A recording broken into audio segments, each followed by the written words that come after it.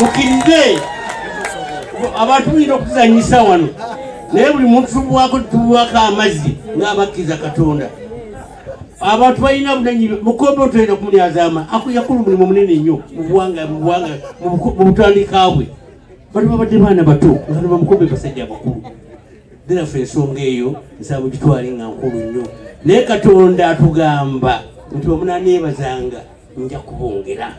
Therefore Katonda akkirize mukoome kati gwerida wa Mukono disitulikiti kiza abantu bonna bazingeko okole Mukono Moddo nga bwatandika okukola ekitebe kirali kubuyirira Ssaabasajja Kabaka awangaale. Mukkirize ekigambo kyange. Nsaba Katonda namwanika emikono. Musaba Katonda w'ekitiibwa mugaye nti amiina. Mwebale nnyo obutatusosola, mwebale nnyo obutatuwoola, mwebale nnyo okutujjukira.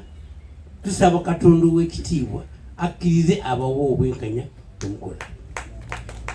Mwajja mu misigiti mu makereziya netubasabira Mungu tiyatutwaza wallahi mwayitamu.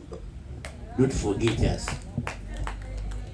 Mmaliza ebigambo byange nsiibula olukiiko mu bantu abalondeddwa mu Mukono gavumenti zigwetutte Maka era nsimbula ku lunaku lwokubiri essaawa nsaba Kabanda nesensewuse akbar la ilaha illallah allahu akbar. Saawa emu ey'okwey'ekyakawungeezi ku lwokubiri teoba ku kisaawe. Essaawa 5 ez'ekiro tekukulijja ennyonyi. Essaawa emu mba ndigidda. Then for it to take my opportunity to thank you, the people of Mukono. Twatandikira wano tandikidde wano neebaza Mukama wange. Katonda wange. Ekisaanyi kino kijja kuba kijavu nnyo. Mukama wange sijja kutya. Kkiriza ojje wano mukombe. Abantu balabe kikyakola. Abo basabira dduwa nga ndi eri mukuba otambula. Wallahi abazibu ga Katonda mukombe sasa banga tuli mu office ya tiwaita muso. Ita muso.